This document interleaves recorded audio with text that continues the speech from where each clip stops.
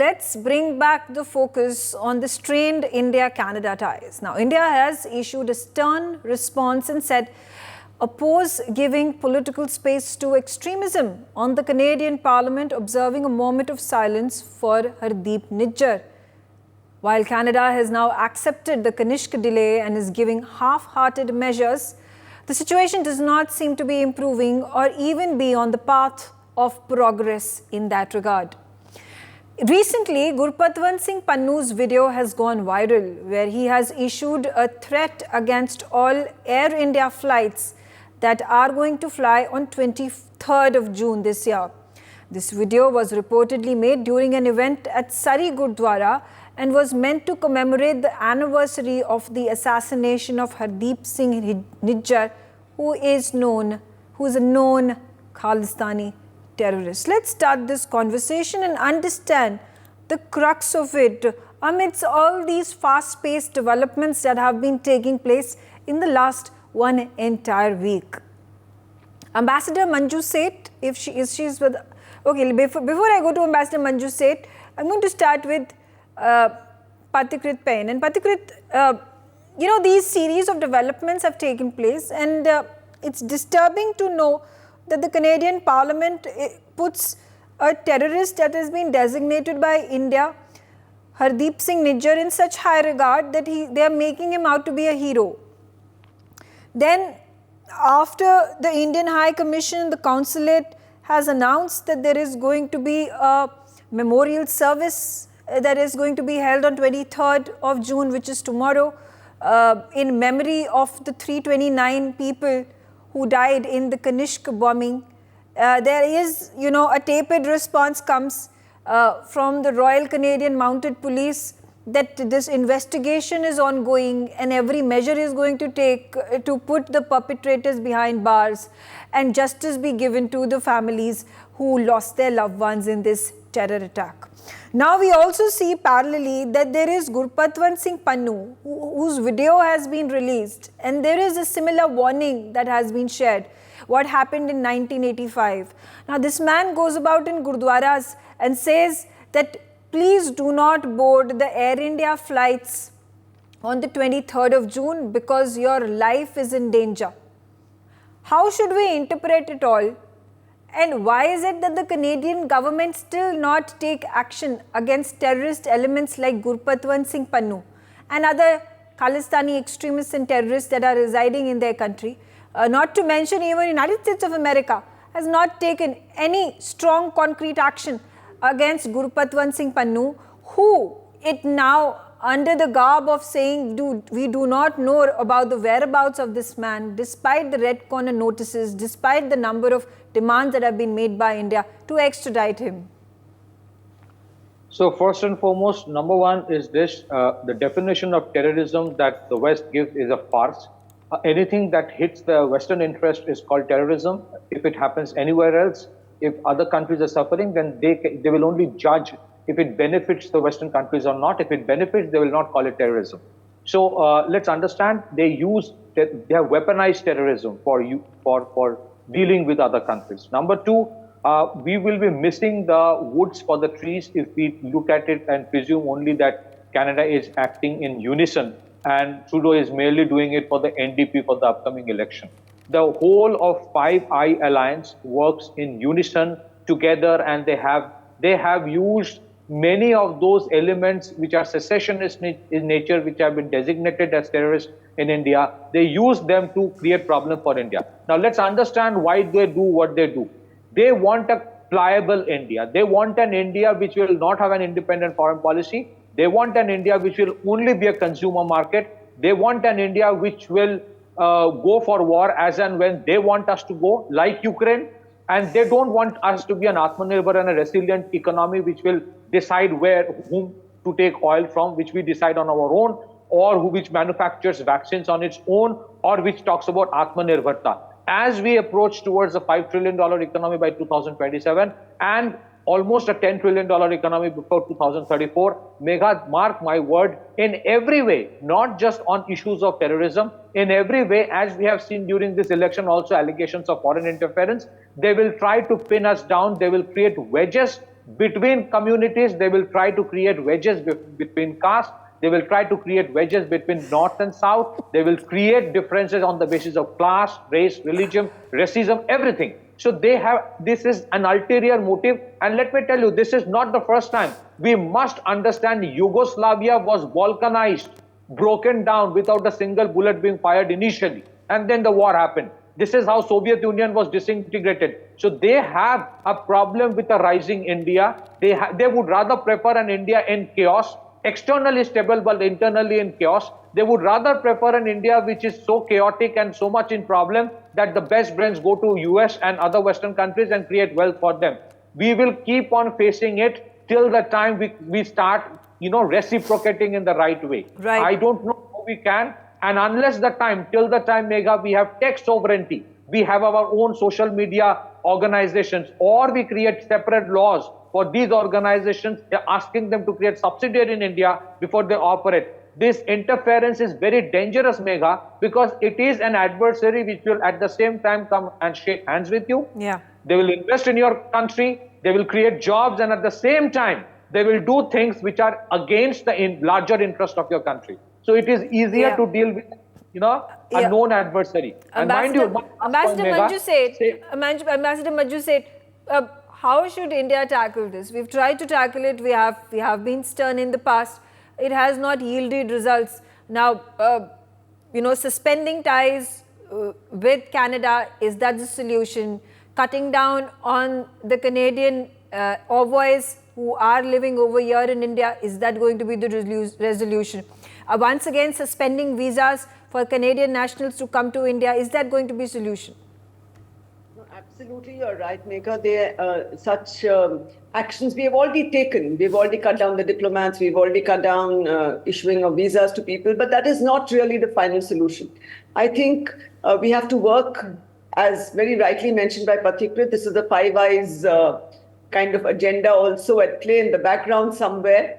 And I think there is an element of putting pressure on India in any which way, so that India is not allowed to be, sort of have its own voice and be assertive about its positions and its right positions.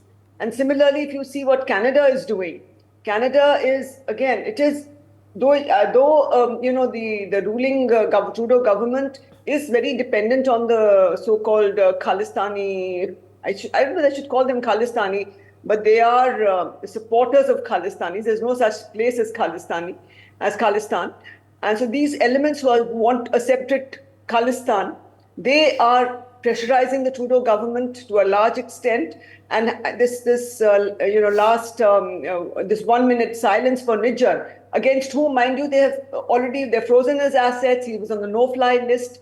And even then, they are doing this. So it is all very murky in my view, that the way they are going about it. And what kind of pressure can India put? I think it's the FTAs on not being finalized. And that's the only way. Economic pressure, I think, only works in today's world.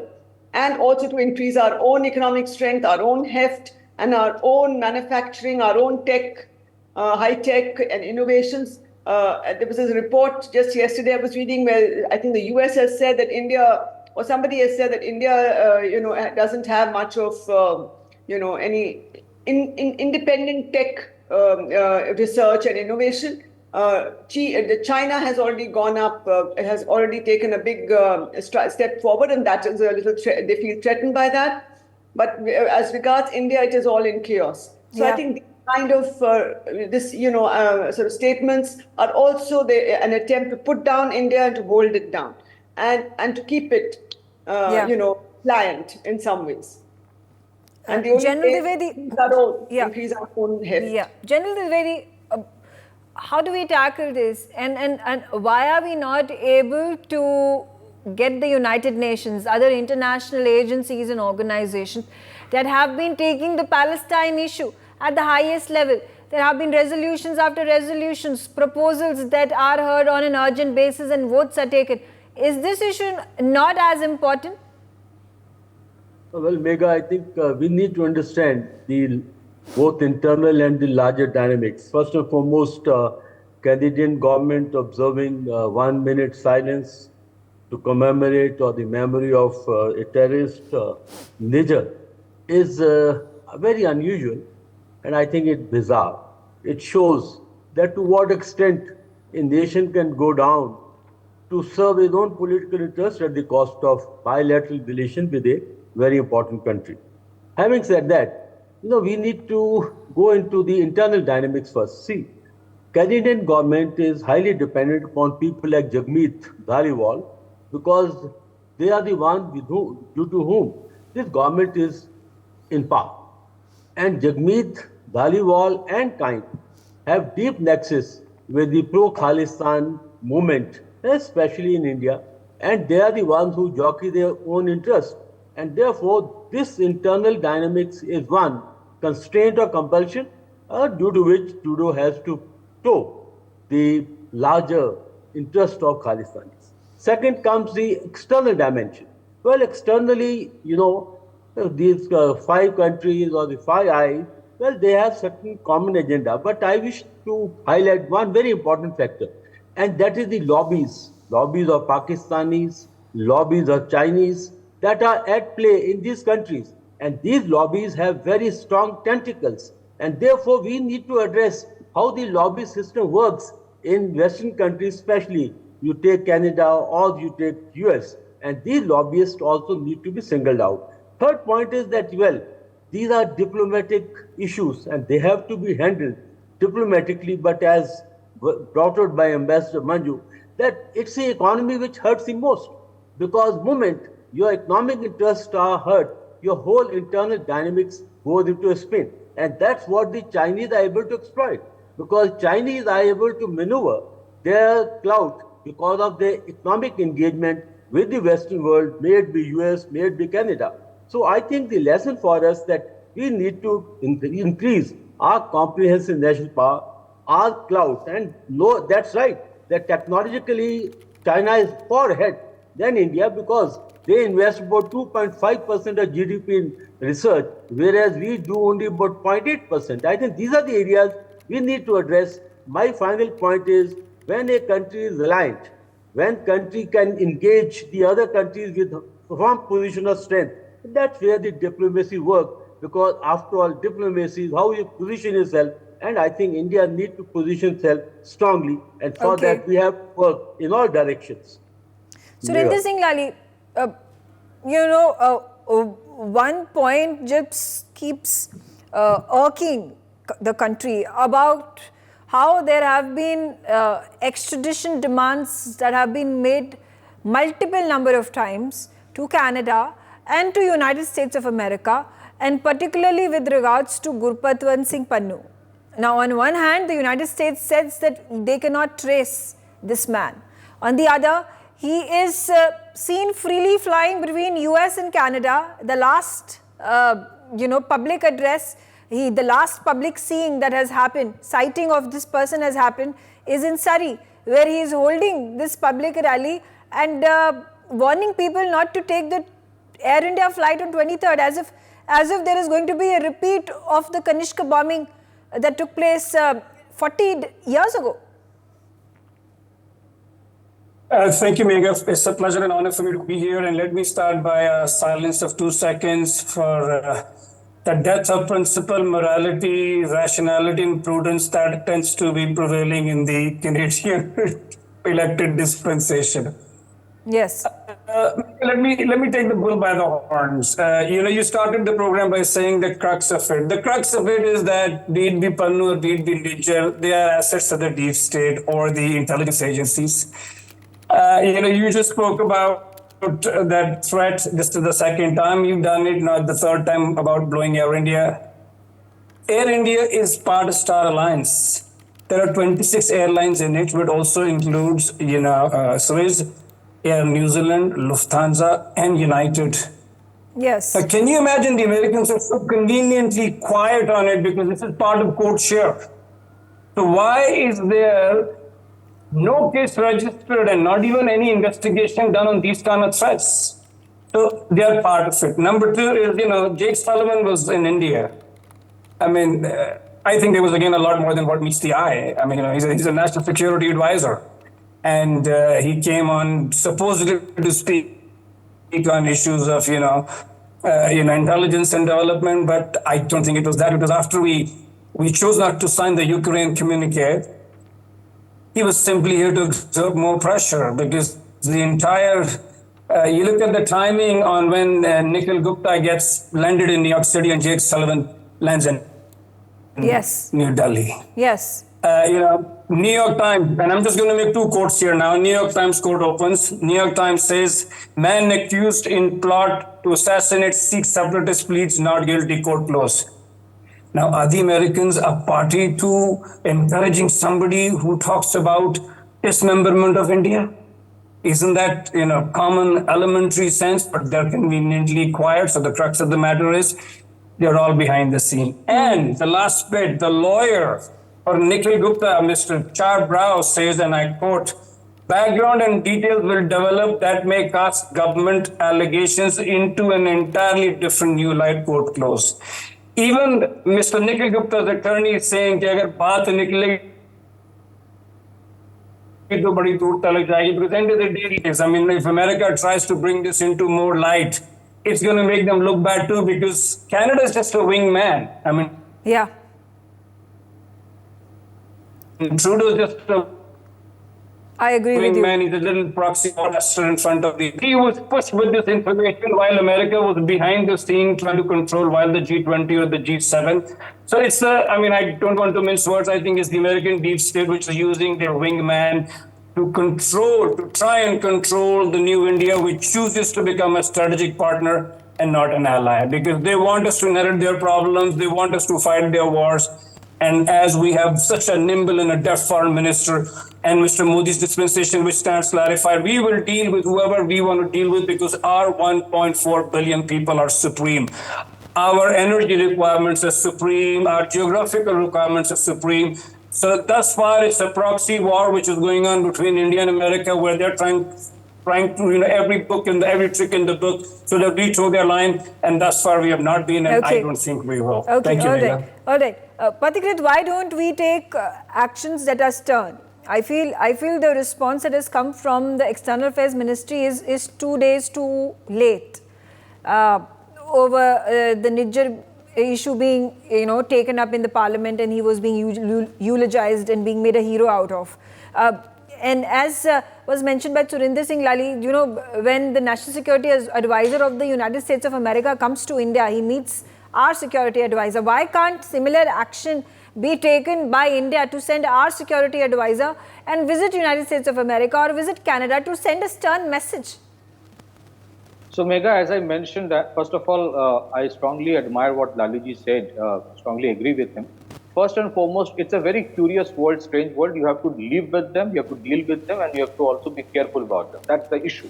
So I'm sure what you said about NSA visiting there, those things happen. Let me tell you where the Americans and the West is hurting us. They fund our think tanks to write, research papers against us. They use global indexes to, manipulate numbers to pit it against us, and deliberately use those numbers during election. Yeah. The problem with our academia and think tanks is that we have always been inward looking and in awe of the West. We need our research academia to come out with reports about the way the West colonized, subjugated, exterminated people in different indigenous tribes, the way they enslaved, the way they looted. Why don't our academia do that? We have millions of PhDs coming out every year and not a single, paper which talks about these things. And of course, as General Dwivedi ji said, yes, there are lobbies of the Chinese, of the Pakistanis, but let's not think that that's the only reason Americans or the West are doing it. Are we to say the Americans don't have intelligence to see how India has progressed? It's not so. They have their ulterior agenda. Let us understand. It is easy, I believe, to deal with China because we know they are an adversary. The problem is in the other side where they would.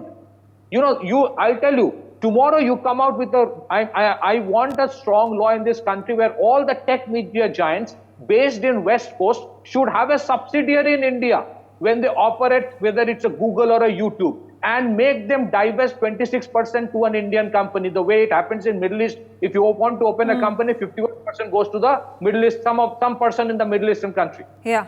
They will not agree to that. They don't even want data localization. Imagine what they did in 2024 election. By 2029, when the amplification of your smartphones and social media will be 10 times more. Can you imagine how they would influence you against your own government every day? So the Americans and the West knows what they're doing. We don't need to tell. We need to hurt them academically, which we have never done. Our academia is inward looking. It has gone beyond, upper stiff, stiff diplomacy, I would say, or what is that word called? It has gone beyond diplomacy. It is dirty game they are playing. Okay. Ambassador said so. Does India's stature, which is growing at a very fast pace, us becoming very soon the third largest economy of the globe, does that help matters for India to take up the cause? And like there has been massive protest and there seems to be a conspiracy, and they at this point of time are deterred by the sudden developments that are taking place in Canada, which they accuse India of using their spies and assassinating these terrorists, these criminals, and something that has been a trend amongst Americans within the European nations. We've taken a look at something that has happened in Russia also.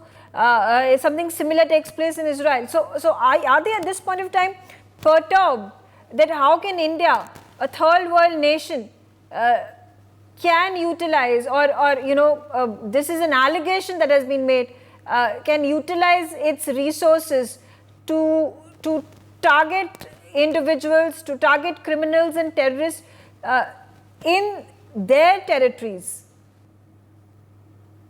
Absolutely, that of course is a cause for them, cause of concern for them. But they have no proof. They are still investigating. Where is the proof? Yeah. And in any case, in this with the U.S. The Pannun case, they have given some kind of, I believe, information to the Indian government, and our Indian government has also been investigating this, and we will investigate this whether any Indian agent was involved. But yes, I think the kind of space that they are giving to these anti-national or anti-Indian elements in Canada, in the US, there are very strong rumors or reports, or even credible, let me put it that way in some ways, that Pannun was part of their deep state. He was working with them, with their security agencies.